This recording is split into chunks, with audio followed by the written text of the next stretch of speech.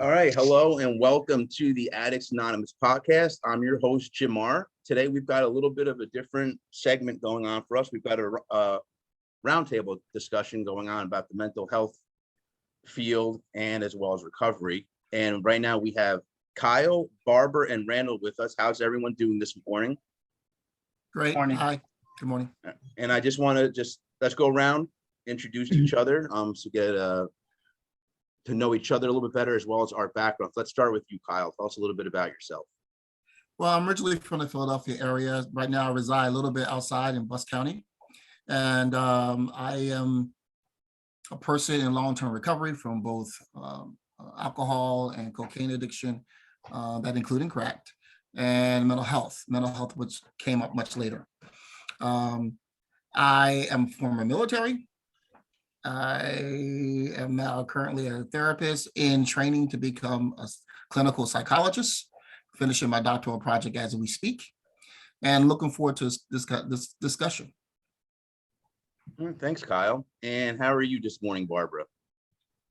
Hi, I'm good. My name's Barbara Egan. I live in California. I grew up in Southern California in a pretty poor area, and I became addicted to alcohol and drugs, meth. I have been clean and sober since March 6, 2001. So looking towards my 21st birthday.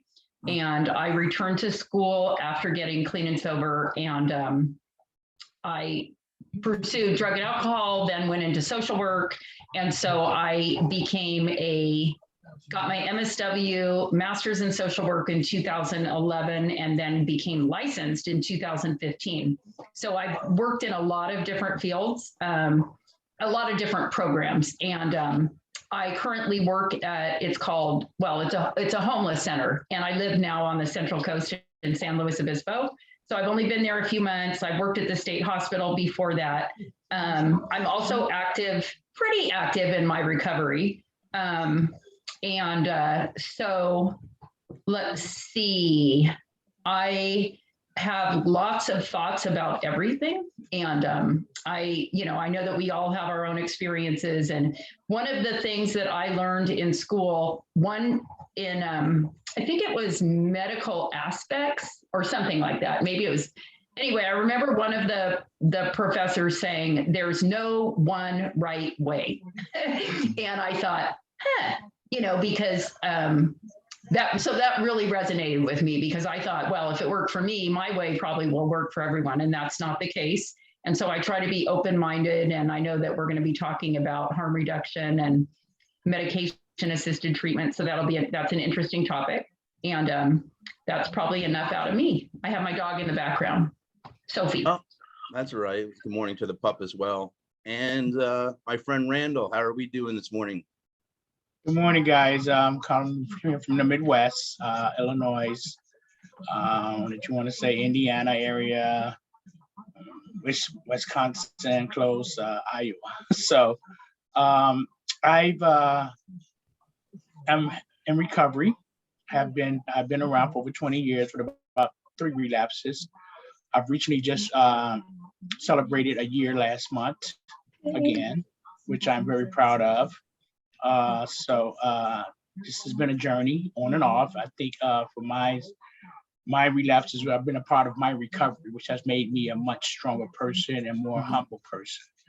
I have my master's in addiction counseling.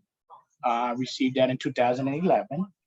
And I've also worked in healthcare as a nurse and many other different fields, put it that way. I won't go too far into it now.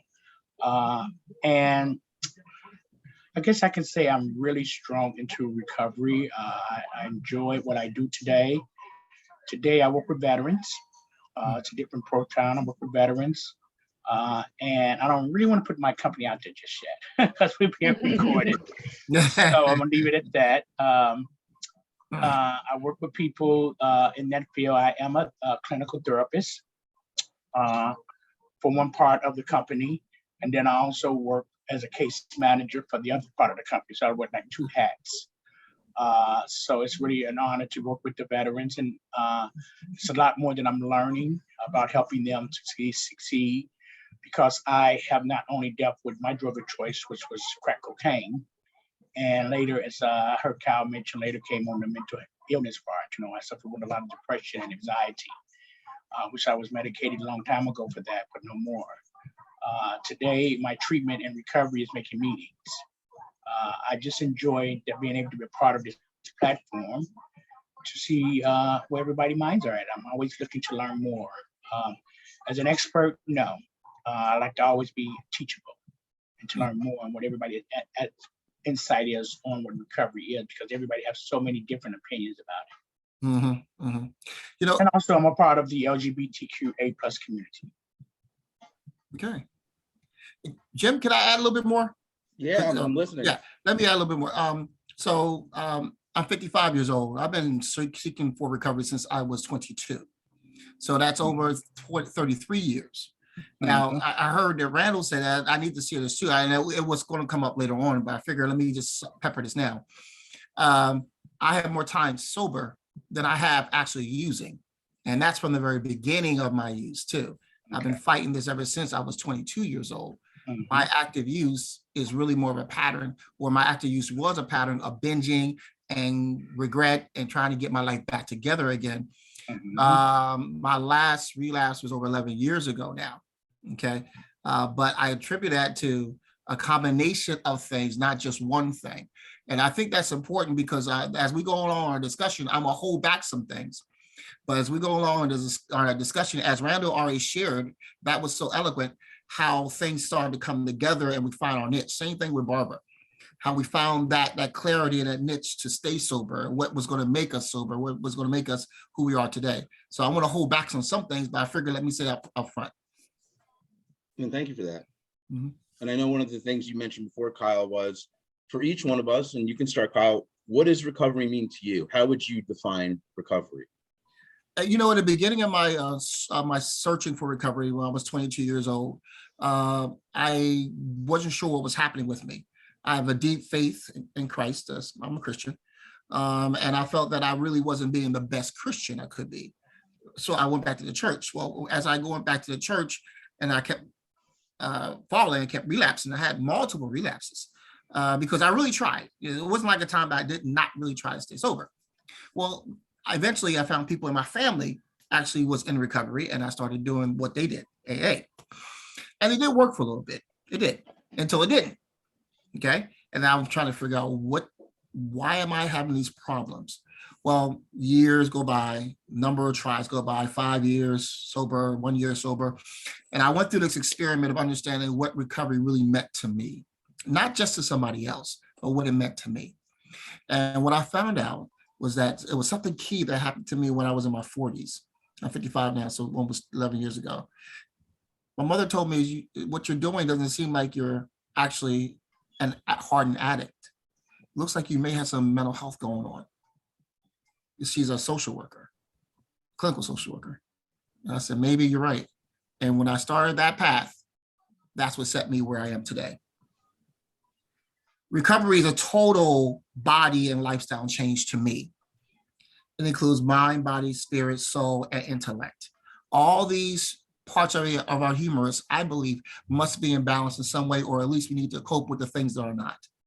I really believe that recovery means I must learn how to stay sober. I must act accordingly to sobriety. I must allow other people to speak to me about recovery, and I need to continue to grow. This is what recovery means to me. I don't think one way is the best way for everybody. I believe that we as practitioners should be able to give them as much as possible as far as clients concerned, and allow them to choose what best works with them in their own pursuit of their happiness. I see recovery now as the process of being happy with my life, being able to be free from the things that stop me from living my best life. So therefore, recovery to me is living my best life. Great. It's great. And how about you, Barbara? What does recovery mean to you?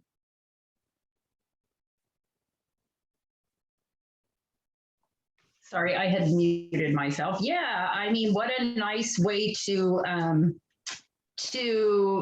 define recovery and living your best life, I would have to say I agree with that. My story starts from growing up in a alcoholic home and being one of 8 kids and feeling, I'm almost hesitant because all of us have our own stories. But for me, I struggled with depression and with just a lot of challenges right from the start. I then started using alcohol and drugs. And when meth was the thing for me. Like when I first used meth, I think I was 22, and it just made me feel wonderful. I felt like, wow, and I also knew the first time that I used it, literally in my head thought, uh-oh, this is going to be a problem.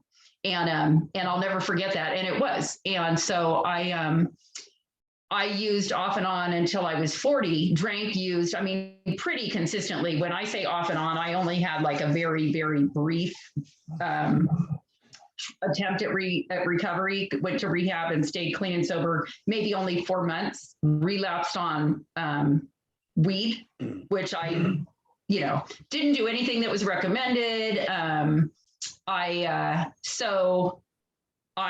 When I finally did get clean and sober, my recovery started with the longest program that I could get into, which was 90 days, and I detoxed for 5, and really, really surrendering and really getting to the point where I didn't know what I was going to do next, but I wasn't going to use or drink anymore. And I was going to do whatever I could to make that happen, and to make it happen in the easiest way possible, believe it or not. Like I wasn't into challenging myself. It was just like, let's just kind of cushion this ride until I get stronger.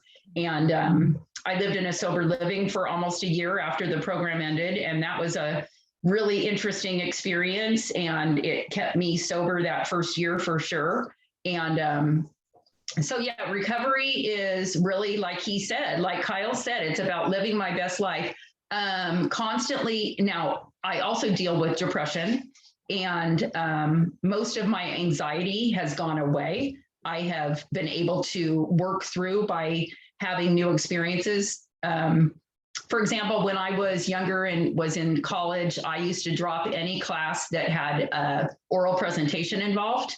Now you can't really, I love it. I love being like in front of people, and it's become something I have as a strength. At least that's how I see it, and it's fun. And so I just learned how to do life sober, but that doesn't mean that I don't have experiences where I get away from the program. And when I get away from the program, I get away from my, the program to me is having really integrity, a good connection with people who can give me feedback and suggestions and be honest with me, and just staying in the flow so that I maintain an attitude of gratitude. And once I lose that, I'm not on recovery anymore. I'm on that other path of poor me, I feeling sorry for myself, things are hard, blah, blah, blah. So I can choose either way. And, but I have to be diligent to stay on that path where I feel grateful, where I am grateful. And the rest is just, recovery is also about being put in situations where I can work with others, and I have that experience. I can understand what they're going through to the best of my ability, and it's very heartfelt. The work that I do with people is, I feel it in my heart. Not always, but there are people who still bother me. But anyway, I think you know what I'm saying. So yeah, it's a gift. I'm blessed, and I've been gifted with this life. And so that's recovery for me. Interesting. And how about you, Randall? You're muted, Randall. You're on mute. Sorry, technology. My journey started. I'm 52. I'll be 53 this year. My journey started around 1998 with my recovery process. I was introduced. I come from a family of 8, and I am the youngest. And I've seen it all my life in the community where it was so sociable, acceptable, to drink and smoke pot. That was the thing everybody did. It wasn't like nobody didn't do it. Everybody I knew did it. Family, cousins, friends, neighbors, and it was something that I was sworn that I would never do when I was in grade school. By the time I reached high school and maybe my sophomore year, I began to try it. I guess I wanted to be more accepted because I wanted to be popular. I wanted to be wanted. I wanted to be with the crowd. I wanted to hang out. I was tired of just being just the 8 student, and I experimented with, with beer and alcohol and marijuana. And it didn't seem like a problem until I began to deal with challenges of who I was, understanding that as a Black man, being gay was something that was bullied at, not accepted.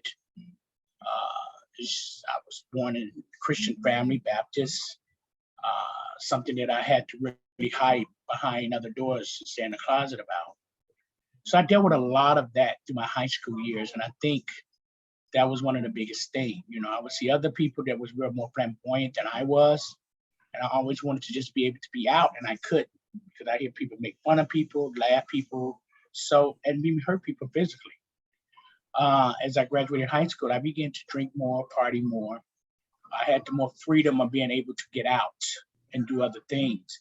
I believe my disease took more of a control over me. The addiction did, not the disease, the addiction did.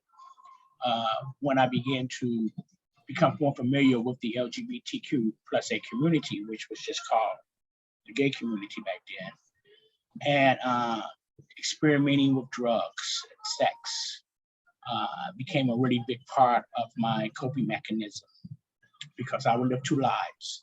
I would go out and party one side of town where it was acceptable, the clubs, and come back home and be the straight guy.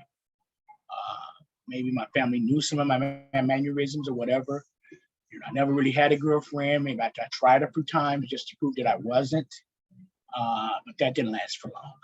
Even with the sex part, it didn't last for long. So I struggled with that in a hard way by drinking more, smoking more. And, when I was around the gay community, then that's when crack was just coming out, like around in the Midwest and around in the late 80s. And experimenting with that, it became a more prevalent thing to do in that community. It's more acceptable, it was party time, sex was involved, relationships, and it felt good.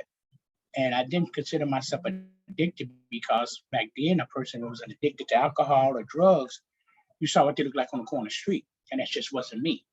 I didn't consider myself that way.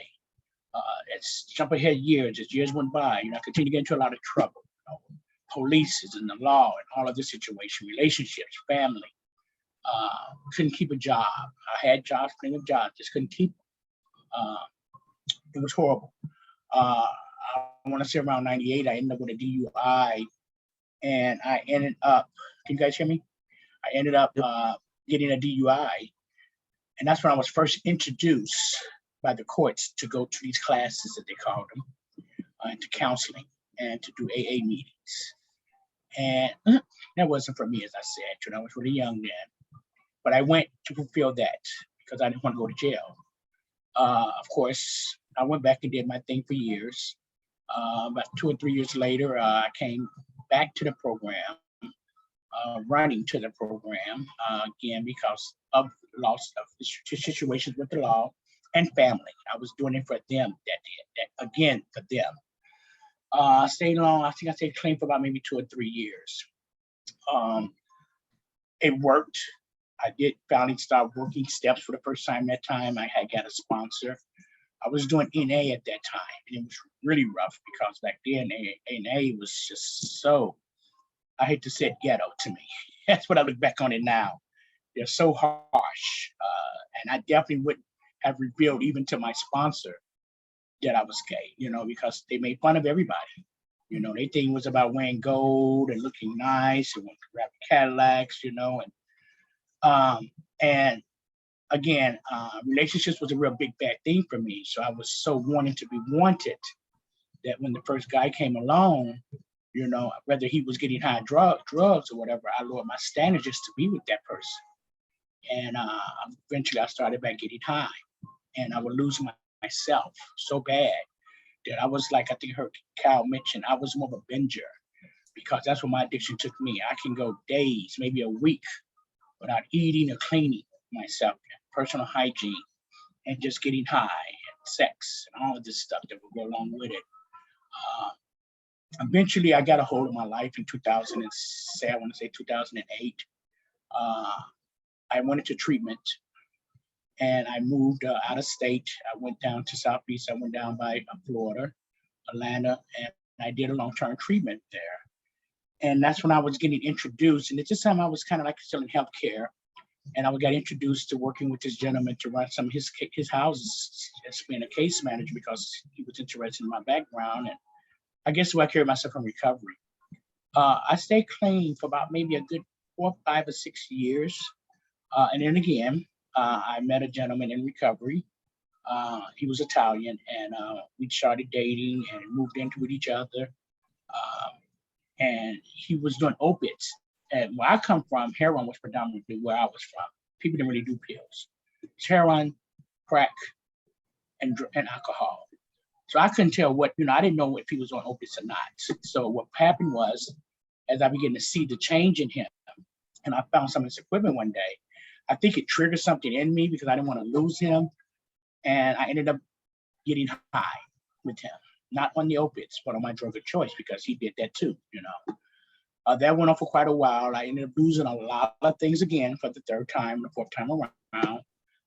And my recovery, I felt such like a really, really unwanted person. I don't want to use curse words here, but it felt really bad about myself. I didn't love myself anymore because I had lost everything. And at this point, I hadn't gotten my bachelor's and had just gotten my master's. And now I'm out here really bad in another state where, I don't have anything. Car has been repossessed. I've ended up in jail. My identity has been taken, and now people are using me as scam for identity and taking money from other people. And it was just a whole mess of things that went on. I left and came back to the Midwest to get my life back together. I did harm reduction, if that's what you want to call it. That's what I thought it was, but I just did maintenance where I didn't do heavy drugs. I just drank. I didn't even smoke pot. And about a couple of years later, into being back in the Midwest, some old friends came around and I picked up crack again. It didn't happen as bad as the beginning, but over the next 2 or 3 years, it got even worse. And within the last 2 years of my relapse, things had gotten so bad where my health began to turn. Losing my career, all these certain things that was happening in my family. They say every time you go back out, you pick up from when you start off, and it just gets even worse. And that's exactly where it happened to me. My partner died of an overdose when I left him. And I remember feeling so bad because I figured if I had stayed, I could have saved him like I was when I was there. And having a supportive group with family telling me, if you would have stayed, it probably would have been you or something worse. And that you had to do what you had to do for yourself. It took me years to get over it. He's been gone for about 7 years now. Relationships, I've realized that in my recovery, it's not really good for me today. That I have a lot of work in my recovery. I have to work on random. There's a lot that I know that I can accomplish in life. Anytime that I can go through everything I went through in my life, to have a master's degree, probably can get my doctorate if I wanted. But I know that I have to work on random because I'm such a nice person, a people pleaser. I've learned that in one of my character defects, that I want to help others more than I want to help myself. And in my relationship, I have noticed in my past relapses, that's what I've always done. I've allowed them to take over me and I forget who I am. So I begin to work on them and not on me. So it's like goodbye to my sponsor. I don't call you anymore. Goodbye to my meetings. I don't call you anymore. Life is wonderful. But I noticed when I called it the disease, which it is of the addiction, it is so tricky because it confuses me to say that you're okay, that you're cured, that you're never going to be cured. So my relapses today, I used to feel so awful about it. I used to feel so bad. You know, even when I was coming to 1 year, I felt so bad that I felt like, you know, if I hadn't met that guy, I have almost 10 years today. But I realized that my relapses was part of my recovery. I built a lot of assets. I became more humble, very non-judgmental. I do not have chaos. I do not have so much peace in my life today because my recovery and my relapse have taught me along the way everything that I've been through in my life, that it was of my purpose. It was God's purpose. It was part of my life. It was I call God that has brought me along this travel, you know, have given me everything and I have lost. It's like, you know, when I step back into recovery, everything that I had lost within 6 months, it was all given right back to me. You know, if a person saw me today, they had never within, I skipped a beat. So my recovery that's what it is, part of my relapses. And I'm so proud of it today for recovery because it keeps me clean today. Good.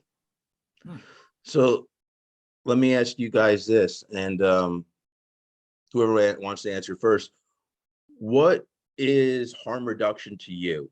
Like, what is it like? What like whoever, like I said, you know, raise your hand. Whoever wants to go first. What does harm reduction mean to you? Like when I say the words right now, what does it trigger? What mental images come up in your mind? Like for me, to give you an example, when I first started harm reduction, I would just think of methadone. I didn't think about all the other aspects as far as clean, safe injection sites and clean needle exchanges and all the other things that go out into the community as part of harm reduction. So when you think of harm reduction, what do you guys think of? Well, I'll go ahead and start. So the homeless program that I am working in now, they practice harm reduction. And so what that means there is that in order to be there, you don't have to be clean and sober. You can go off property and get high and still be there as long as your behaviors are appropriate. And so that's one form of harm reduction. And then, so it's about understanding that some people are not ready to go the entire abstinent route, and that what's best for them is, and when I say best for them, there's, it's about keeping people alive. So instead of having this expectation that you either are 100% abstinent or you can't participate in our programs and in life, coming up with ways that people can manage their dependency and still function. So there's also a new trend of people using Suboxone. And we had in the state hospital, they were prescribing Suboxone. And I know they do in the prisons. And it's become a way to keep people from overdosing. So it sounds good, but the flip side of it is that people abuse Suboxone. And so instead of something else that I've seen is that when people were prescribed the Suboxone, they were selling it to other people who were getting high. So, you know, it's become a very kind of, that's one of the negative components in my perspective. And harm reduction is also, so it's any of those kind of, medication management, medication assisted treatment is any kind of medication. So there's a drug that it decreases the cravings for alcohol. I can never remember what that's called. And then there's Antabuse, which makes you sick if you drink alcohol. And then there's Suboxone or methadone, which is, you know, they are opiate, like lower dose opiates. And then there's Narcan. So Narcan is a really interesting, you know, people can get Narcan kits. And if they overdose, somebody can give them Narcan and they come back. and it blocks the receptors. And I have seen that. Again, I'm not an expert, and blocking the receptors is just my quick way of thinking that's what's happening. So it takes away the high, it takes the opiate away. So I've seen Narcan used I worked in the ER for a little bit, saw Narcan used. I saw a guy run in with his brother in his arms who had overdosed. He was literally not living, and they put him on the gurney and they gave him Narcan, and he came back to life.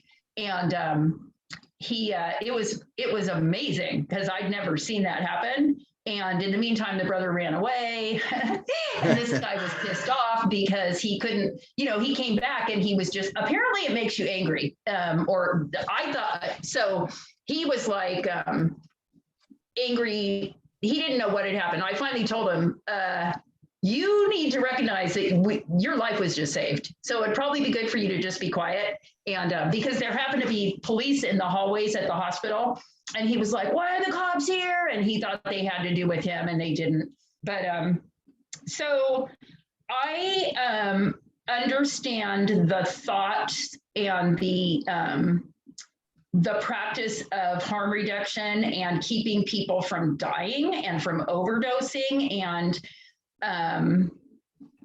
like Randall said that he has a client now who, instead of drinking a 12-pack, drinks one beer. And I mean, it's all good, but for me, if I was drinking one beer a day, it would not be, I would still be obsessing. I would be wanting more. I mean, I can't even imagine having just one beer a day, and that being I just don't want to go there. Like, I love the whole clean and sober, not having the need to, being able to be clean and sober. It's just a great experience. And like Randall also, I grew up around a lot of, it was the culture of using and drinking. So anyway, that's kind of my long-winded definition of harm reduction. And it is safe needles, giving needle exchanges, things like that. I think that in theory, it's a good idea, but I think that there's a lot of negative consequences that come from the practices of harm reduction. And again, that like the Suboxone, people get addicted to Suboxone, people sell the Suboxone. I mean, it's just I have a friend who works at one of the prisons here and says in the morning, they're just all lined up for their Suboxone. And, that's kind of depressing, but there's more to, anyway, if it's a step in somebody's recovery process, who am I to judge? So, yeah. It's funny you said that a lot of times it feels like waking them up with the Narcan makes them angry. What I've heard a lot, I've heard this more than on one occasion, is a lot of people wake up and they're angry that you killed their high. Mm-hmm. There's been people actually say, you wake them up, they're alive, and they say, they start cursing. What did you do that for? I was fine. I was just, feeling the high or whatever it was. And they're actually pissed off that you just saved their life with Narcan. Yeah, I don't know. Somebody recently told me that if a woman who works in she's an emergency responder, and she said that what they do in like the ambulance is they give them a slower dose, an IV slower dose, and they don't react that way because it's not such a dramatic come back to life kind of thing. So I don't know if it's really that I don't know if it's a chemical response. I always thought it was, they were angry about not having their drug, not being high anymore. But either way, it's I think if my son was an addict, I would want Narcan to be around. So I understand that, but using it as I don't know. I think I made my point. So what do you guys see as the pros and cons of MAT and harm reduction? Let's start with the pros. What do you guys see as the good portions of this? Okay, so I was actually typing and connecting with Randall about naltrexone. I think that's what Barbara was talking about, naltrexone and Vivitrol, which is Vivitrol is a common name for naltrexone. Right. Suboxone is actually Subutex plus the naltrexone together. The Subutex is the opioid elite or opioid chemically made opioid. Is used in detoxes for opioid use disorder. The naltrexone itself actually came out for alcohol use disorder in the beginning, okay? And what it does is actually it comes in and actually blocks the alcohol. So therefore, and it's not 100% blocked, but it does block the alcohol from the receptors. And that, Barbara, was what you were talking about. And Randall was actually speaking about in the actual side conversation. So when it comes in and block it off what we commonly call the chemical receptors on the other side, what happens is the person that uses Suboxone gets a little bit of the Subutex and it gets the actual blocker of the naltrexone. So therefore, they get some effect. This is why you get a lot of those people that actually become addicted to it. You get some effect, but then it blocks. So the idea of it, as you grow up in the prescription, is you'll meet to what we call a therapeutic limit. And all medications go through this point where you get to a therapeutic limit, and that's really a tolerance limit that's giving you the actual effect of what we call now harm reduction should be. Harm reduction meaning the ending of negative consequences connected to my use.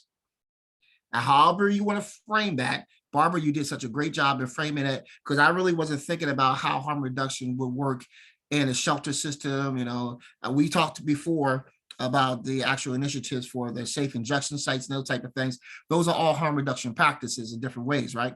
So from my perspective, specifically my experience, I've worked in a mainline substance abuse program, and the majority of our persons in the program are connected to the legal system. And that's because of the nature of the drug use, I believe. A lot of them do use Suboxone. Some of them use Vivitrol. Now we're using what we call Sublocade, which is an actual shot, Suboxone type shot. So what happens is some of these people, they will go out and use it as an economy. They will sell it. But for a majority of people I've seen, that has not been the case when they use their Suboxone. I've seen some great turnarounds from people that have used Suboxone, and they use it as prescribed. That would be the other thing. Using it as prescribed and with the actual therapeutics. When the two of them combine together, seems like you get better results.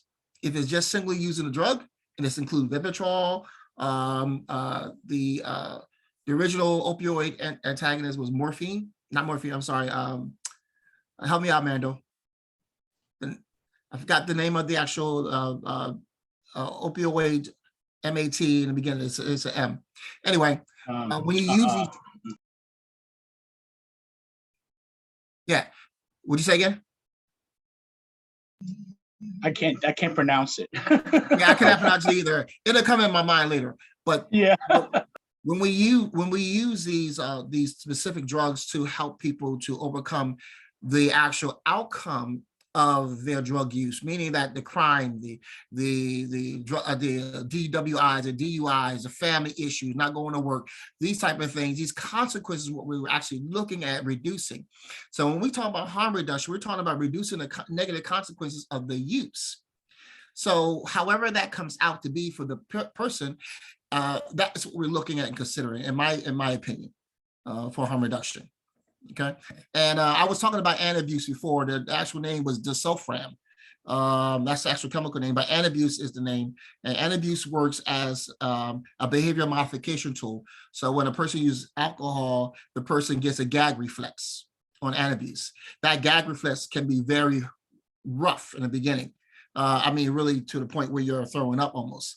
But it does wane over time. So all this stuff is time limited. That's why you have to have a tolerance level in your system. So the tolerance level, I believe, for antabuse is once every 6 months. I think it wanes after 3 or 4 months, and then another person get another either shot or I think they drink it every 6 months. For Suboxone is up to 24 milligrams per day, I believe. Okay, Subutex is 200 to 300 milligrams per month. Suboxone is 300 milligrams per month shot. Vivitrol, I think, is 150 milligram shot per month. So there are ways that we need to look at this, I think, in a very scientific way. Number one, when we're using these medications, what's the outcome? What's the actual thing we're looking at? And Barbara, I like the way you share that from your perspective of being in the shelter, that, yeah, we'll allow people to come back as long as their behaviors, right, is still in line with good or proper behavior. That's what we're looking for. We're looking for that to happen. Did I kind of explain it well enough? I mean, from my perspective? Yeah, absolutely. Okay, good. Did you mean methadone at all? Yeah, methadone, that's it. Methadone. There you go. Randall was thinking about that the whole time. When I'm going to figure that one out. I figured Randall would know. Randall would know. So That's one thing I still hear mixed stories about this, especially with the Subutex, or I'm sorry, the Suboxone. Mhm. The Suboxone, I have a girl in our group, she won't care if I use her name, Nikki, tells me if I'm not mistaken, she used to get high off of that. But then there are some people who tell me you can't get high off of that. But the thing was, she wasn't using it to replace anything. She just did that strictly to get high. She wasn't using it as part of any MAT or any, assistance program. She just used it to get high, so she claimed.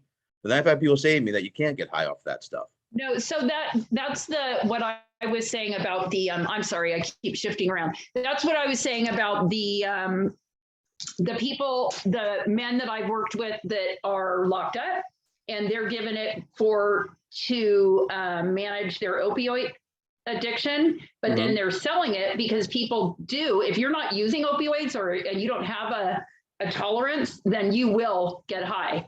And as a matter of fact, I was doing a group, and there were two people in the back of the group, and I thought, they're high. And sure enough, I was pretty proud of myself that I was able to identify it, because it just was out of nowhere that they were looking high, they were looking loaded. And sure enough, somebody else had a prescription. When I told the psychiatrist, she right away said, I wonder if he is giving them his Suboxone. And that's what it was. So yeah, it can be, it can get you high. I think if any of us were to use it, we would feel it, So that's a con, that it can be, just like any drug. I think if you want to abuse it, you can abuse it. I mean, that's a very loose statement, but yeah. So Nikki's telling the truth. Okay. So Yeah, I've seen it in my travels too, as well, where and throughout my trials and my travels in recovery, I used to see people use methadone to get high off of. Yeah. Because they needed it, and first of all, they need it you have to have it every morning. So that's one thing. They still have methadone clinics, but people have to have that certain amount of milligram every morning. They have to have it. Suboxone, to me, reminded me of that. My partner taught me very well about that, because when he was trying to come off of opiates, he would go and buy it from other people, like you say. And I thought that was going to work, because it would take the cravings away from the opiates. But he got to the point where he was taking it and cutting it to this small to make it last so much long from the long strip. He would just take very little cuts and put a little piece up under his tongue. But I believe after a while, we get so immune when we're very addictive behavior and who we are. He began to use it as a getting high mechanism. That's what he was coping with. He had to have it. And I thought it was going to be working. And that's when it began to spiral out more, where he was having Suboxone and then still doing pills, trying to cure his sickness. Just in case he ran out of pills, he had the Suboxone. Then if he had money to get pills, he'd still have Suboxone and take the Suboxone in the morning, and then he would do pills. And it just didn't make any sense. So that's the pro and con behind all of that for harm reduction. And I agree with you, Barbara. When I mentioned about when I meet people where they at, I know that alcohol, for me, I can't do one beer. Right. That's just a no-no. There's for me, my only harm reduction for me is therapy. support group, treatment, me having a psychiatrist that I see, going to my doctor for my regular medical appointment. That's part of my harm reduction, because I can't do anything. I smoke cigarettes, that's about it. But I can't do anything. You can't tell me, I have to let it all go. Because see, I know me after all these years that I can start drinking beer again. And it may take another 3 or 4 years before I pick up. But baby, when I do, it's gonna be a hot mess. So I know that I have to leave it alone, because I know alcohol makes me vulnerable. It opens me up. It's like they say, it's a gateway to all my other drugs. And that is so true. It's a gateway. And I skip past from smoking marijuana for 1 day or two, and I go straight to my drug of choice, crack cocaine. And then it becomes a very hot mess from there. And it's like after that, when I'm getting high, I really don't care about beer anymore. You know, that was my main thing. I really didn't drink heavy alcohol that much. But if it was introduced, yeah, give me a shot. Mhm. I wouldn't really go buy it because I didn't know what kind of alcohol to buy. You know, people, again, it's in the world of that. They taught me everything that I know. They taught me how to use crack. They taught me how to drink. They taught me what alcohol to buy, tequila, this, blah, blah, blah, that. So today, my harm reduction is that I just stay away from it all.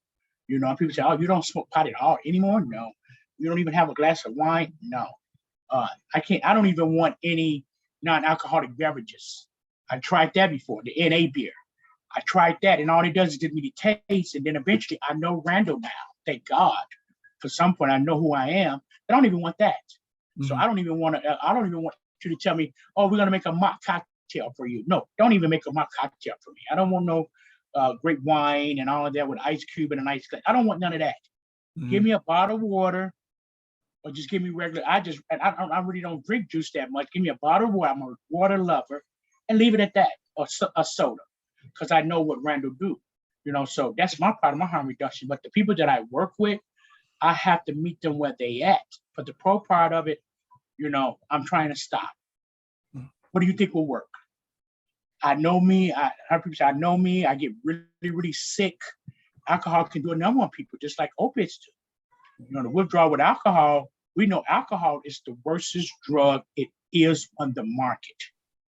Because a person is an alcoholic. If they withdraw on their own, they will kill themselves. They have to go into hospitals. That's the worst drug that I've ever saw, you know, besides now opiates, of course.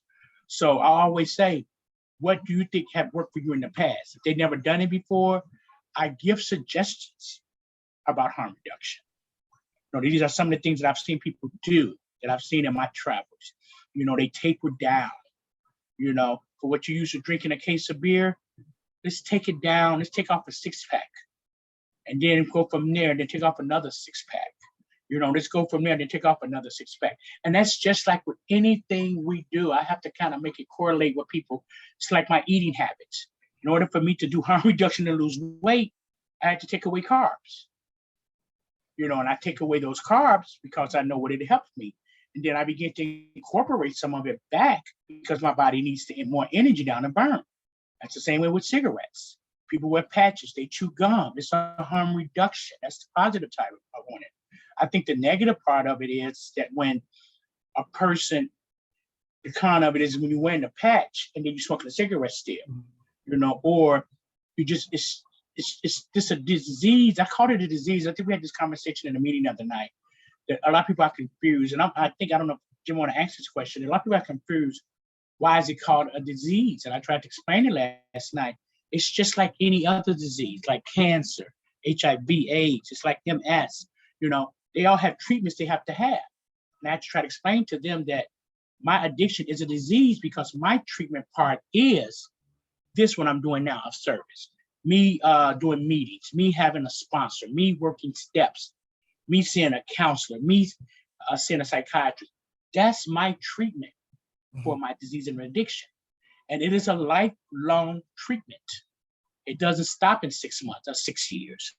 So I have to continue this treatment. And we see people in the program, as Cal say, 11 years clean, people 25 years clean. They continue to do the same thing they've been doing from day one. If you stop the treatment, you may be in remission for a while. But we know with any other disease, if the doctor tell you, if I stop taking my high blood pressure medicine because my blood pressure has been stable for the last 6 months and I stop taking it, I can guarantee you in 2 or 3 months, my blood pressure is going to be off the chain again. So I have to treat everything, and that's what it is. That's part of addiction is disease. So harm reduction, I'm all for it. For the mat, I'm all for it today. Whatever works for you, I have to meet you where you at, because I think, as Jim mentioned, if getting into the community and do a needle exchange, to stop the spread of HIV and AIDS and hepatitis C. I'm not telling you to stop. I know a place where you can go get needle exchanges. I know where you can go and get Suboxone, or maybe go to a methadone treatment program. I'm not going to tell you to stop. I'm always going to say, just be kind to yourself and work from there.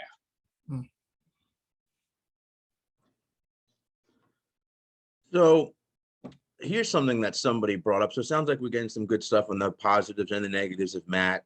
What do you think of Matt not being allowed into sober houses? So some people, they go to certain facilities, and there are a lot of facilities that will not let you in if you're on Suboxone or methadone or anything like that.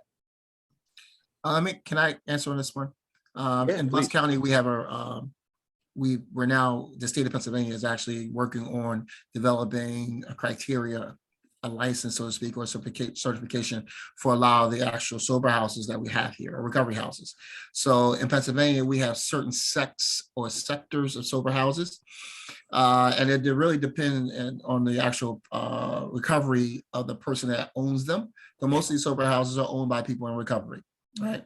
So with the mindset of the person in recovery, and then the other part of it is the medical application and support for the service. Okay, let me explain. When you use Suboxone, you have to have medical connections. Okay, if you are a sober house and have somebody in the sober house or recovery house that's using Suboxone, if they overdose in that house, you are now at fault. This is important because you're a sober house manager. You're supposed to be helping the people to stay sober. If they come in with Suboxone and you already knew it and they overdose, you have a risk. Okay, now to kind of mitigate some of that risk, right? Sober house managers say, well, we're just not going to deal with it. I've known people, I have clients of mine that actually summarily died because of some of this stuff in some recovery houses, because the recovery houses, either number one, wasn't paying attention to their medication needs. Number two, didn't have the supports they needed for the actual medication compliancy, whether it was self-checks, medical logs and that kind of stuff, or just signing out your stuff, especially with a controlled substance like Suboxone. So that way that it's not given out like Ronald and Barbara was talking about, how people actually give out their Suboxone or sell them, so you can prevent those type of things happening in the house. So that's number two. So number one, you got the personality of the person that owns it. Number two, you got the risk factor that comes with it. Number three, and I'm gonna go back to the support piece, you have to have the medical support and the actual clinical support, which is the therapeutic support to actually make this work. If a person's just take the medication and don't work on the other issues, most likely the medication itself wants to keep them sober for long. I've known guys that came back to my program I work at, they were on Suboxone for years, and that's all they did. They didn't go to any counseling, they didn't go to any meetings, none of that stuff. It worked for them until their doctors got pinched for over prescribing opioid Suboxone, okay, and opioids for pain management. When that happened, those guys were running into the program. A lot of them we had to detox off Suboxone, and Suboxone is not a good detox. It takes about 21 to 28 days to detox off of Suboxone. Wow. Okay. That's a long And time. I'm not talking about just the actual physical part of it. Physical part maybe about 14 days, but the behavior, the daily use, all this other stuff, the pattern that comes up with it, it takes a little while to get off of that merry-go-round. So if you're going to use a harm reduction, you have to consider all of the aspects of using harm reduction, not just simply using the medication alone. If you use the medication alone without actually working on the other core areas, like remember how I described my recovery, and it's not, I'm saying this for me, but I really believe all of us have this kind of connectedness inside of us: mind, body, soul, spirit, and your intellect. These things are connected.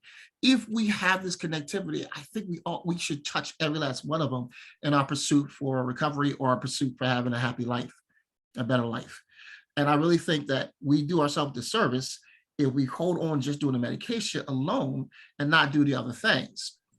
It is a disease, but it messes with the mind so badly that you can take the medication and still think it's okay, since I'm off of opioids, to go drink, not realizing it works on the same receptor.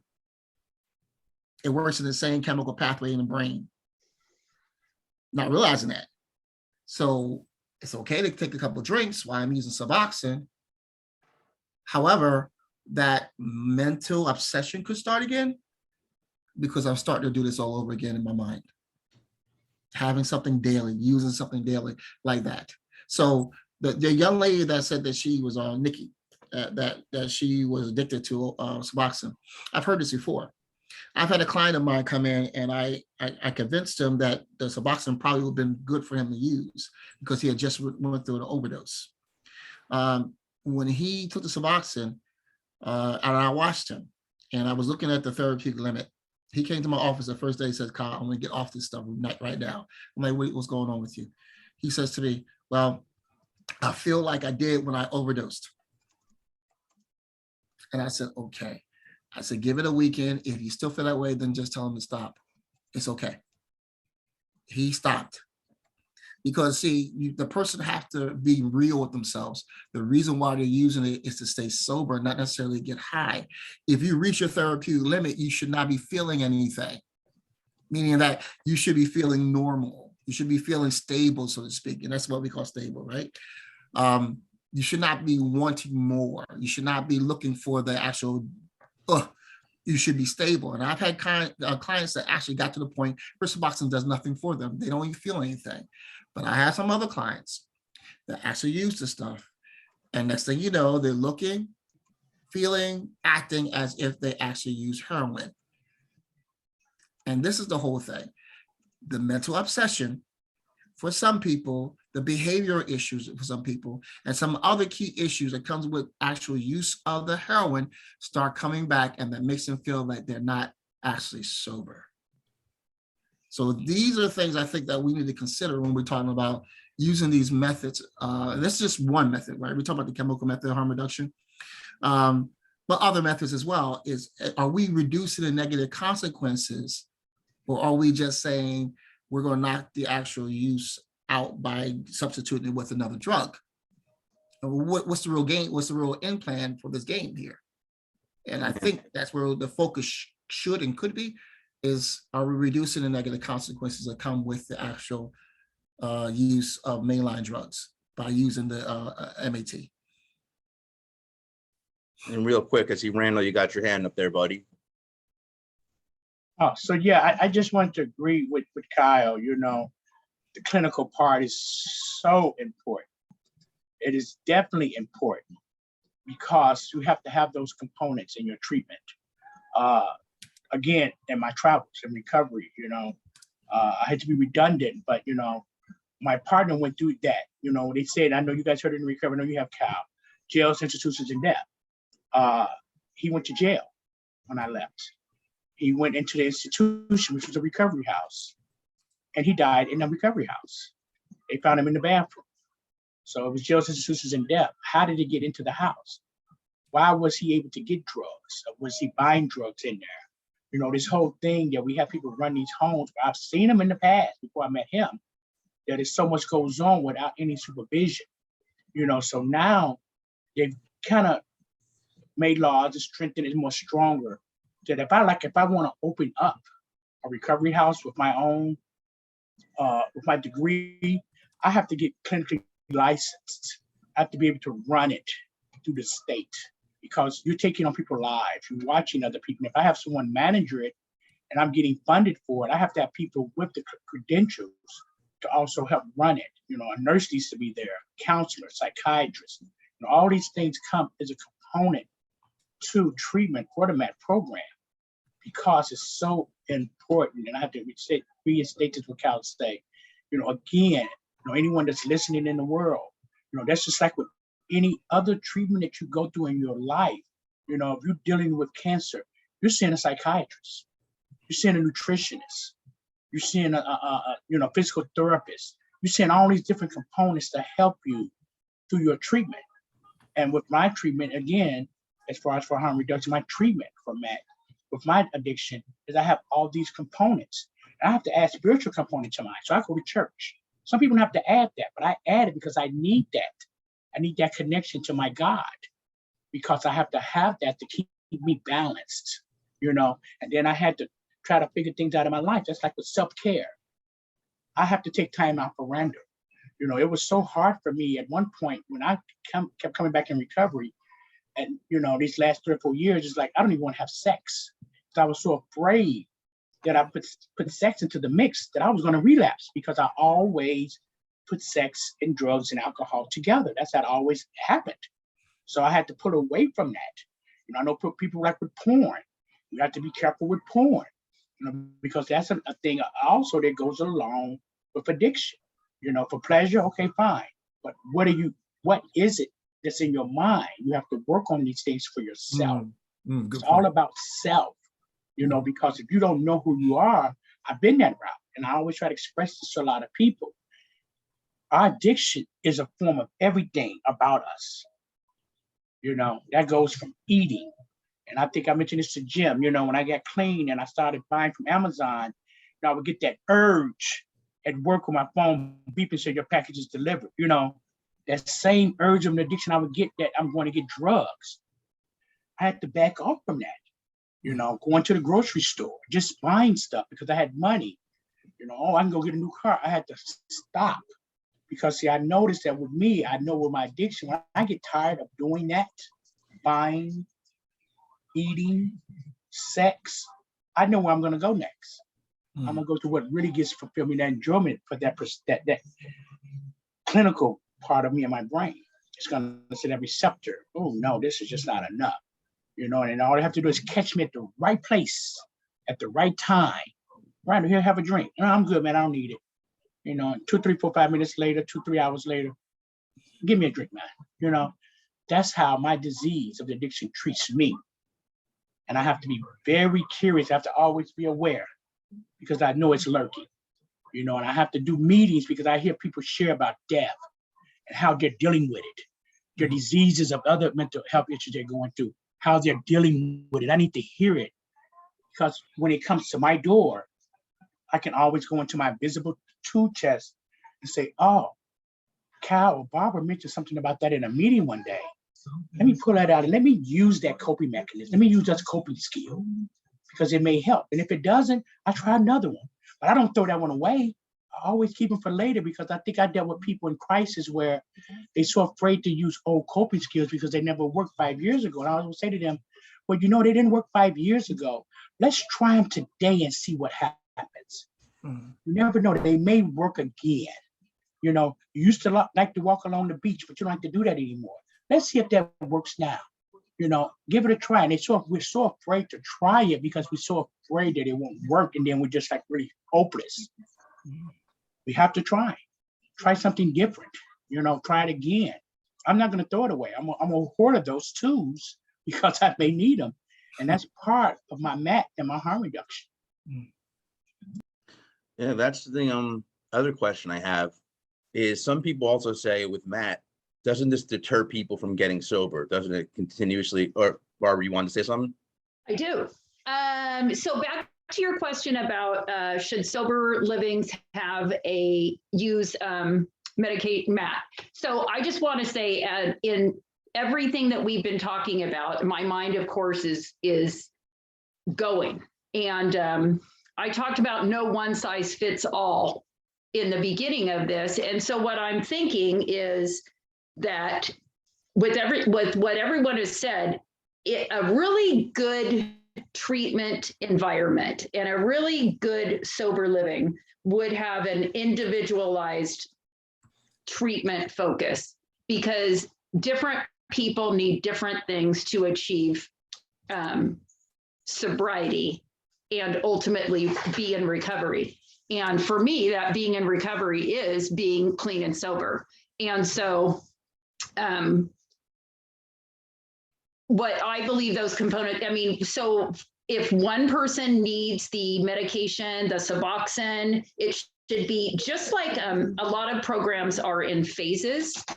My dog is crying.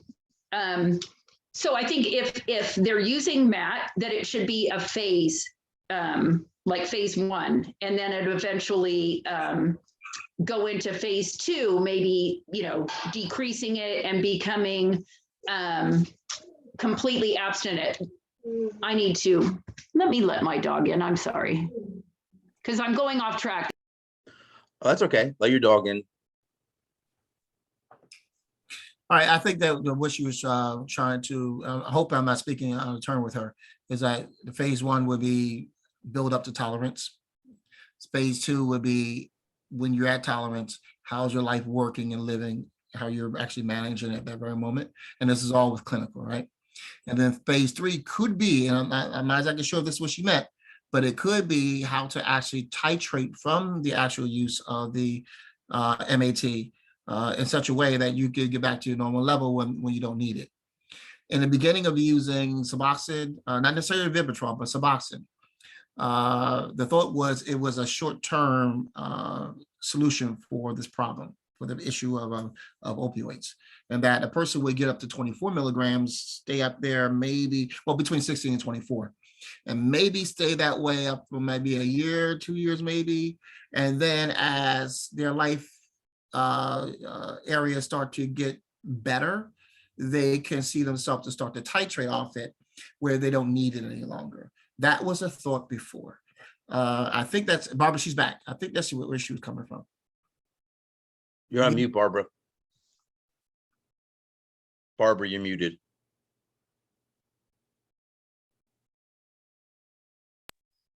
Okay, so what I really believe is that I love, and I've said this before, the culture of being clean and sober. And that's what I see as real recovery, as a component of really being in recovery. And so if that was a goal for treatment and for sober livings, then I think medication assisted treatment should be a part of it. And I know that I could be wrong, that some people may need to continue taking Suboxone all their life, or opiate, or methadone all their life, or whatever it might be. But I think the point I'm trying to make is that we are so, we meaning our culture is so surrounded by drug and alcohol use, and it causes so many negative consequences.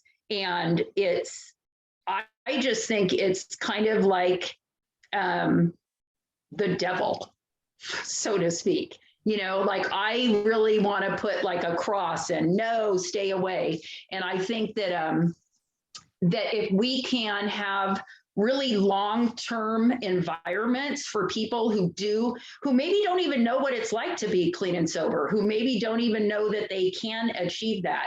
And when I say long-term environments, like sober livings that are really focused on all of the things that Kyle has mentioned, that what's the word I'm looking for?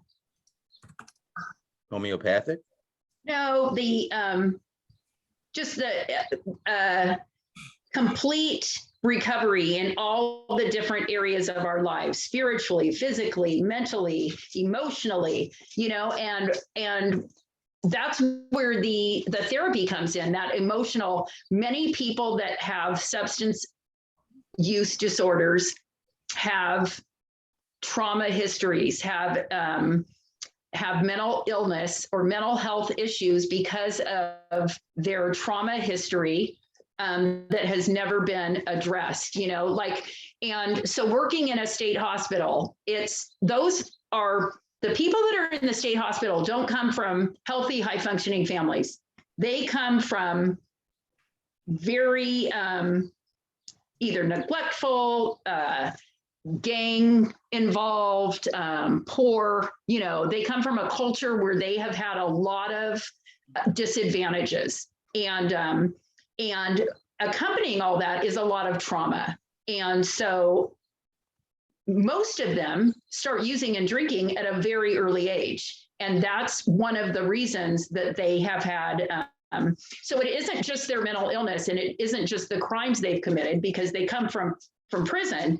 It's the trauma and the substance use. And so I think for really good, solid recovery, you need to have, it would be good to have like an individualized treatment program where people are given, because for all of us that went into recovery, have been in rehabs and stuff, you're just kind of thrown in there and lumped together with a bunch of other people. And it's sort of a fend for yourself, stay sober. And it worked for me. Eventually I was able to get clean and sober and stay clean and sober and still I had my wits about me. So I was able to pay attention. But it took me some time. I needed a length of time to just be clean and sober before any of the other pieces started to come together.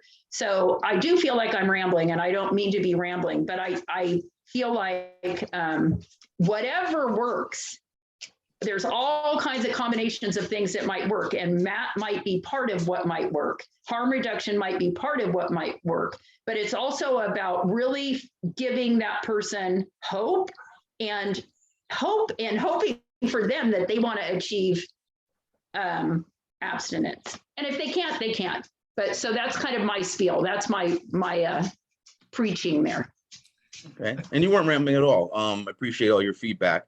One of the other things I wanted to touch on when it comes to harm reduction and all this stuff is, what is your guys' opinions on safe injection sites and the clean needle exchanges and stuff? Because me personally, I originally thought, okay, you're just going around to drug addicts, throwing them a license to do whatever the hell they want, not realizing that they're going to do what they want no matter what.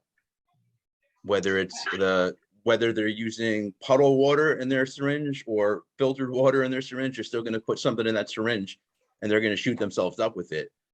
So what is your guys' feelings on having these safe injection sites and doing the clean needle exchanges and providing them with the resources like that?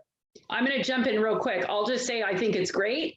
I think that you want to accompany anything, safety and education, and having those two things available to people. I don't want somebody to die using or sharing dirty needles. Like that's somebody's child. That's somebody, so whatever we can do to keep people healthy, but also provide education and an environment of compassion and maybe connection and build a relationship, so I don't think it should just be, here's the exchange, but maybe if you ever need to talk, you can talk to me kind of thing. I totally agree. Education,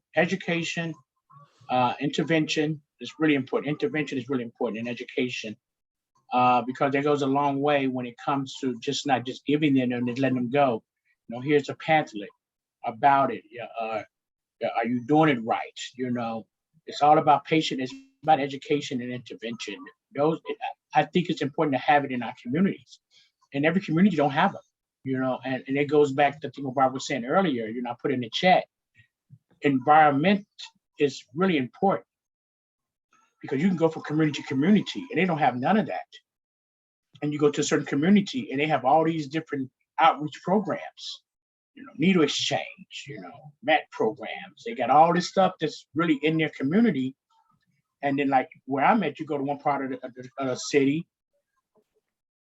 there's nothing around. And if it is, no one knows about it. Only time they know about it, unless they go into the hospital for detox or go into a medical stabilization unit. And one of us counselors or someone, a social worker say, okay, we're going to be discharged. Would you be interested in going to this clinic? And it'd be right in their neighborhood, and they don't even know it's there. So that plays a big part. I had a client that I was working with. I was working in the crisis unit before I started this job, and he was trying to get help for suicidal counseling, and he was trying to use his insurance, and his insurance told him to go to this place in the neighborhood. And when he got there, the clinic didn't even know what the heck he was talking about, which again, no education. These people hire people to be a medical assistant or whatever they may be, you know, and he's looking for services for psychiatrists for his crisis for SI. You know, we don't know what that, we don't have nothing like that around here, you know, and it's like, wow. So he have to travel 20 miles to where I was at to get services, which is crazy because NAMI, he had to go through NAMI, which you already know what NAMI is, right? And they were the one that he had to tell them, and okay, well, we have a crisis center, blah, blah, blah here. It's open. And then again, not many crisis center in certain places, you know? So all of this is environmental because it plays a big impact on our community.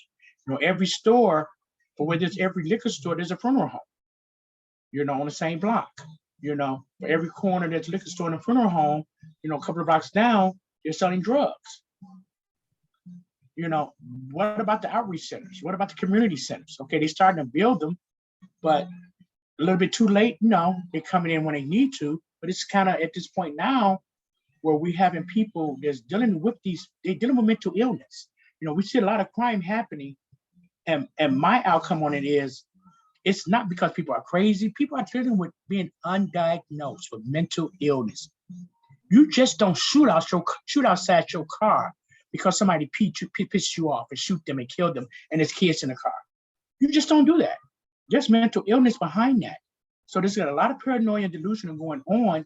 And when they're doing self-medication, well, they're just smoking pot. You know, pot is so different today than it was back then that most of the same reactions, some of the same things that we feel when we smoke that, it's some of the same symptoms that we have as probably being schizophrenic or bipolar. So they don't know the difference. They don't know they're walking around with this manic or this schizo, you know, affective disease. So it's really crazy. And so all of a sudden we bring them into the detox to get them off, but are we looking at the mental illness part? Because if we do not, and I think Mikhail mentioned this earlier, if we do not look at both these components, we send them back to the community and they have not been treated with mental illness, they can stay dry and clean, but we have never solved the problem.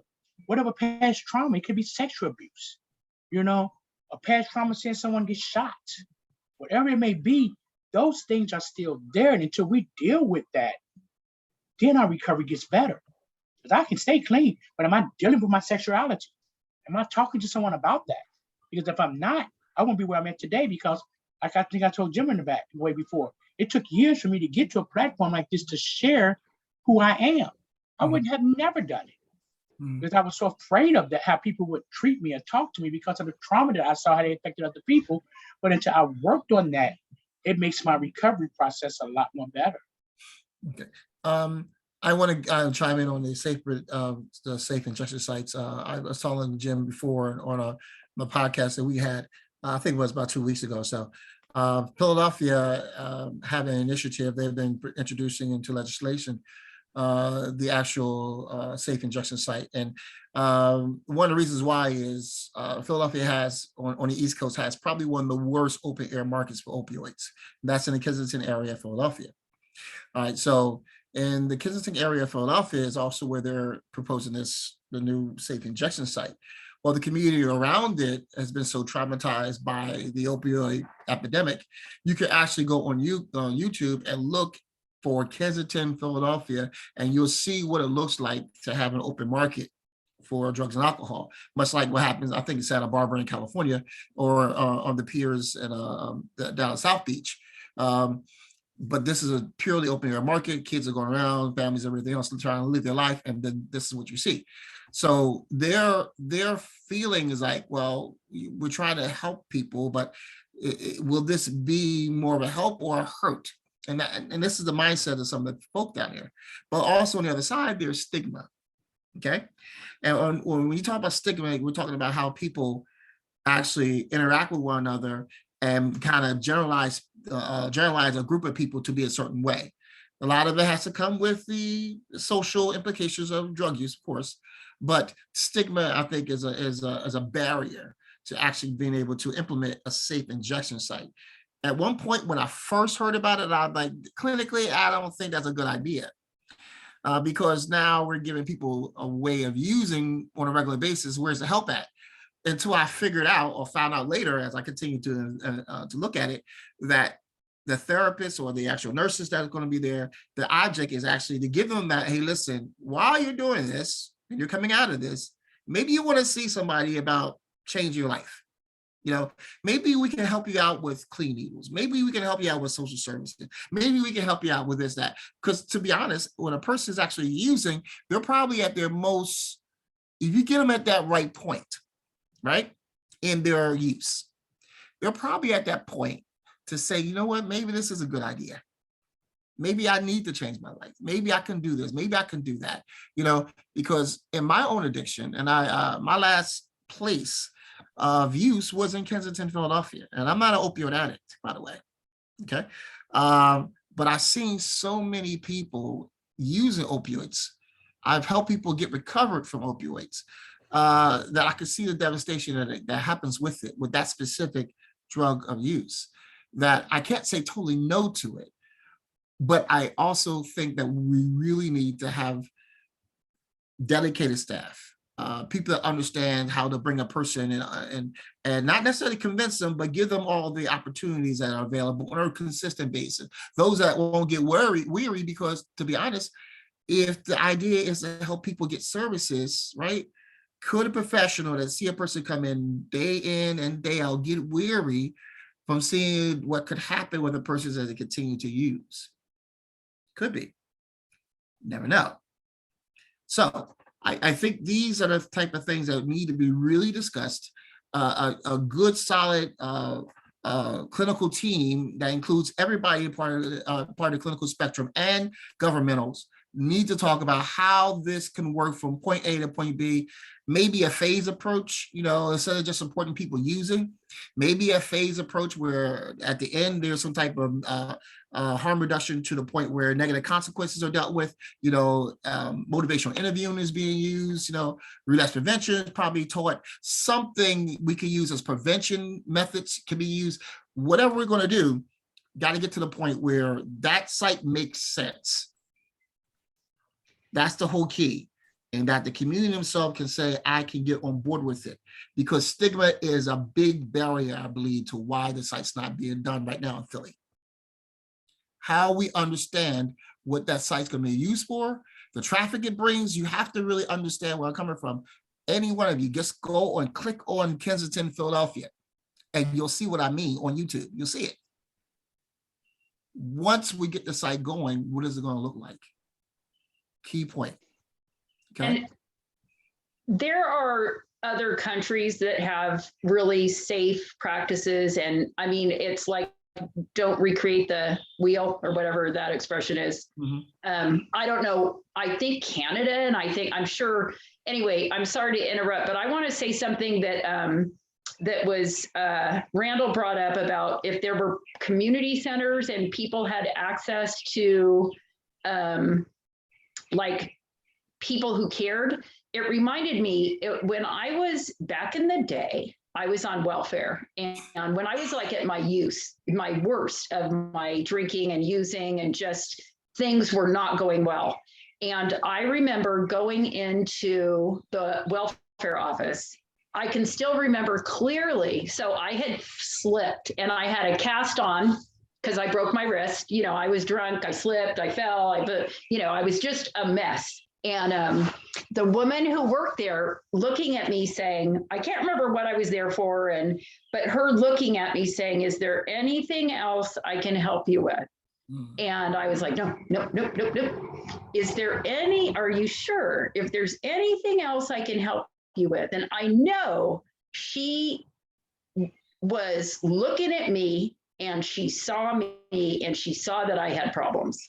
And she was giving me this little opening, and I guess that she couldn't say, looks like you have a substance abuse problem, but I'll never forget that because because it was really one of the only times that somebody had been honest with me, been clear with me, and so Randall was talking about there being community centers, and at this point in my life, I lived in a really poor area, and it was all drug drug dealers and little mini marts with alcohol and, just a really ridiculously poor and filled with like negatives.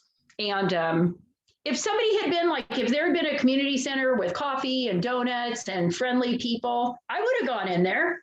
I mean, I was poor, I would have been, I'm sure that I would have wandered in, and that might have helped me. That would have, that has the potential to really help people.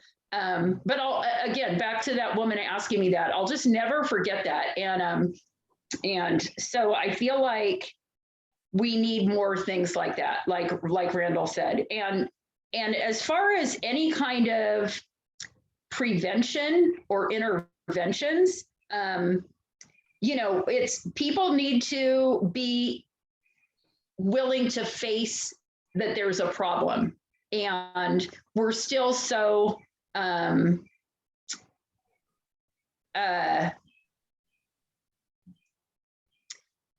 denial, I think.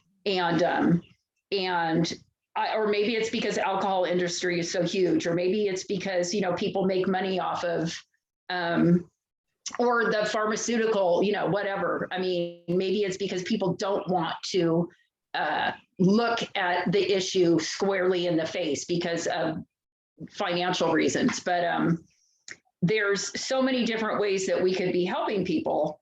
And but then you come up against barriers, and I'm sorry for interrupting you. And I do believe, stigma is a part of it. I want to say that for myself, thank goodness, I am not too proud or too private. Like, I put my shit out there, and because that's why I'm here.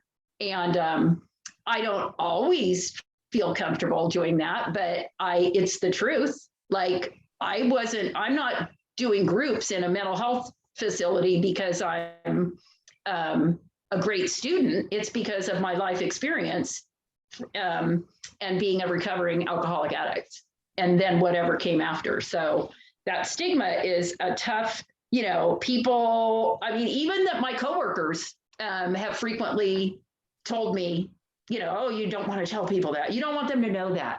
It's like, no, of course I do. That's why I'm here. Right? Like, somebody else. And you're so right, Barbara. It's like we're so stigmatized. It's a way. I know that AA and NA is not supposed to be, advertised, but when I see my community how it has changed now, since I've come back to it and been back and come back, and all the liquor stores are gone. There's no mini marks on the corner. And that has really driven out the gangbangs, drugs. Nobody's standing on the corners anymore. So it's so quiet sometimes that my parents are like, it's too quiet around here now. And it really is. It's so quiet because either they're in jail or they're dead, or they have moved away. The closest liquor store is at our grocery store, which is like almost 2 miles away. So that's at the main big grocery store, like Mariano's or whatever it may be. But it's so different. But you have these churches that I like what they do, when they give out for food pantry and clothes and stuff like that. I like that, but they need more than just that, And if we had other extra community centers in the communities where it's really poor, and I mean poor, and you instead of giving out food and say, oh, hey, they have AA and NA meetings here, twice a week at this church. We don't know that these churches have them. Nobody have time to go on the computer to look on the website and see what's in your area for AA meetings. And everybody's not computer savvy. You have to kind of go back to the old ways, because an addict ain't walking around with a laptop. He's not walking around with a cell phone. He don't have a cell phone. If he gets a free cell phone through the Department of Human Services or wherever he gets it from a social service, he's gonna sell it. But if you tell him where to go get free food at, he know where to go.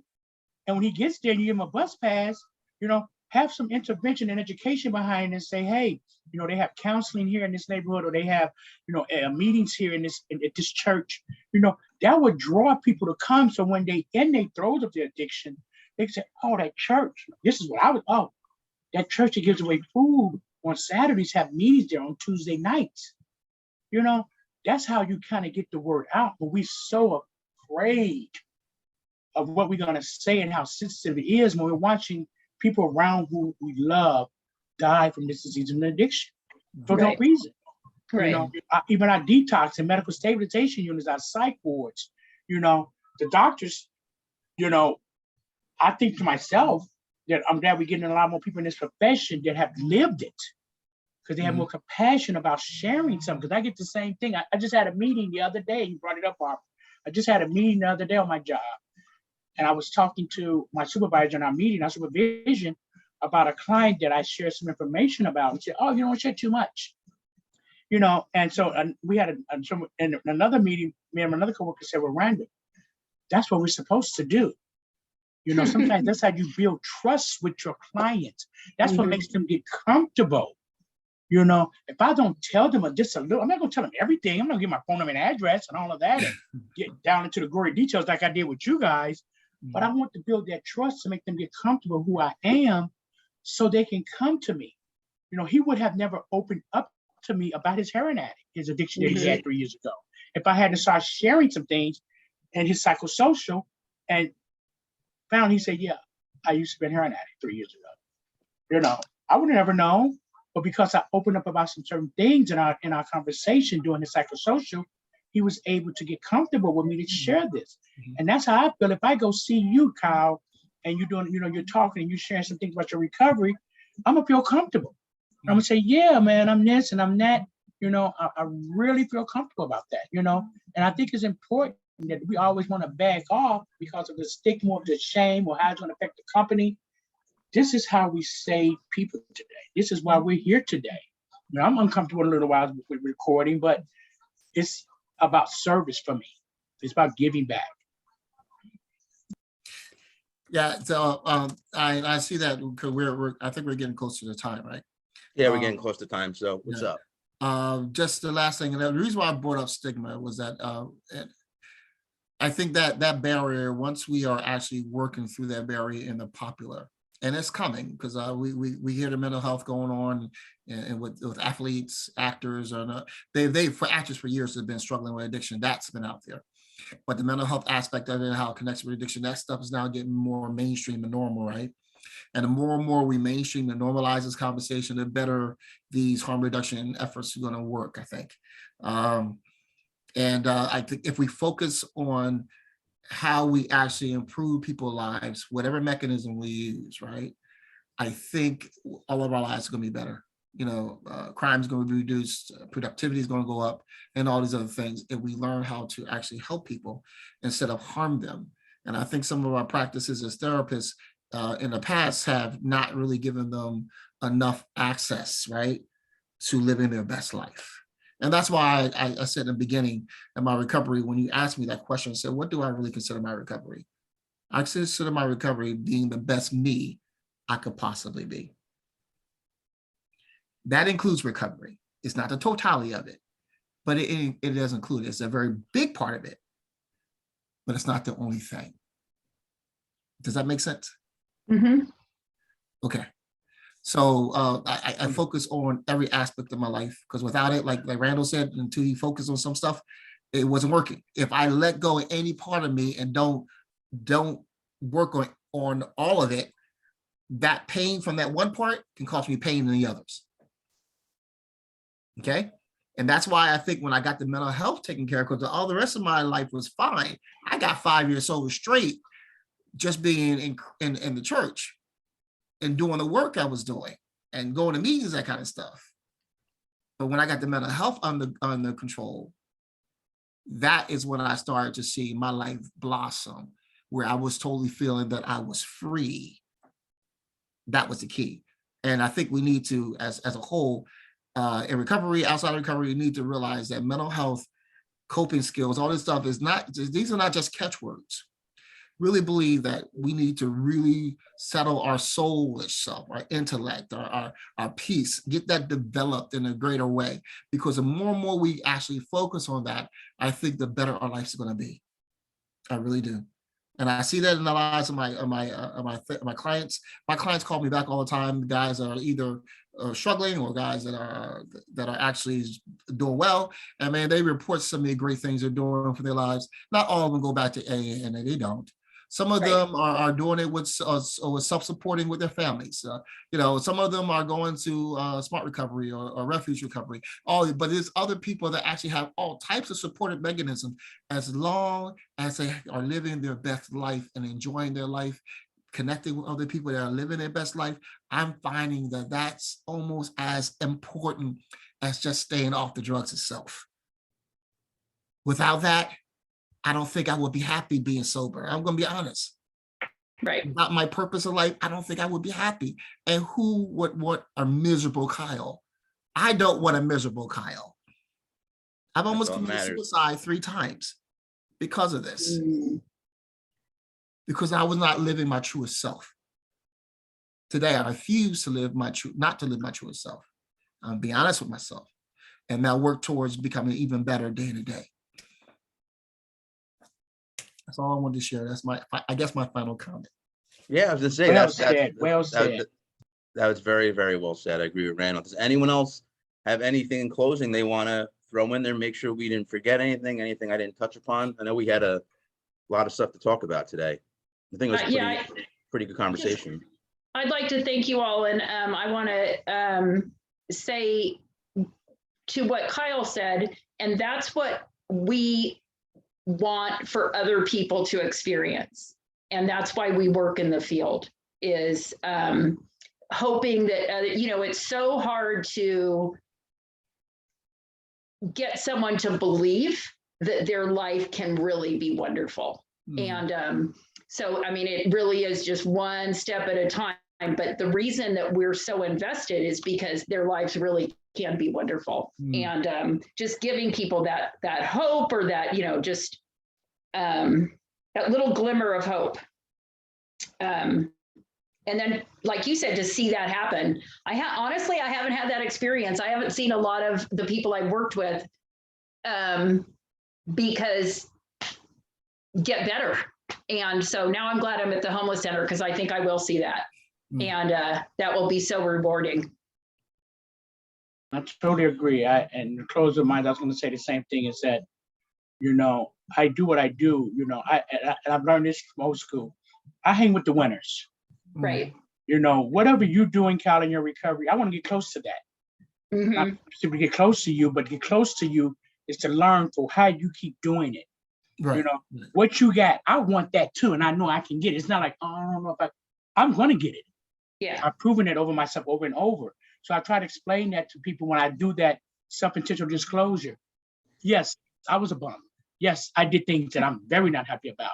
I'd come from here, but look where I'm at today. And I let them know it didn't happen in 2 or 3 years. It took them 15 years to get where I was at, but it was a struggle. Yes, it's going to be hard, but you can do it. We have to say we can do it. So when I pick someone in my life to be my sponsor, pick some people that I want to hang around in recovery, I look at their character, what's in their heart, and see that those two match. They walk in the talk. People can talk and not walk the walk. They're walking the talk. Oh, I'm very attracted to that today. See, and that's what I've learned, that my God has given me other desires besides what I want. He's given me what I need in my life. And he put the right people, the right jobs in my life so I can become the better person that I am today. Because I don't want to live in that insanity. As I always say to people in meetings, I don't want to be that dog chasing my tail around and around and around and around and around, because that's insanity. And that's exactly what it is, because I'm never going to catch that tail. So today I don't have to look at that. I have a peace of mind. And I just want to thank Jim for having this platform. I'm glad to be a part of it and look forward to many, many more. Yeah, and I'm hoping that we do this a couple more times. We'll always have some feedback from hopefully people that'll be listening. You maybe give us some ideas of stuff we could touch upon next time. But for now, that's all we got today, folks. So a little bit of my sales pitch. If you like what you heard, look down below. You can see the subscribe button. Also give us a like. You can check us out on our Facebook group. We have a Facebook page. We're on Twitter. We're on Instagram. We're everywhere. We do our YouTube meetings. We're going to be doing this weekly, but check out our Zoom meetings, which if you go underneath the events tab, on our Facebook page, you'll see that we're doing Zoom meetings daily as well. So that's all I have for today. And until next time, folks. Thank you. Thank you. Thank you. Goodbye.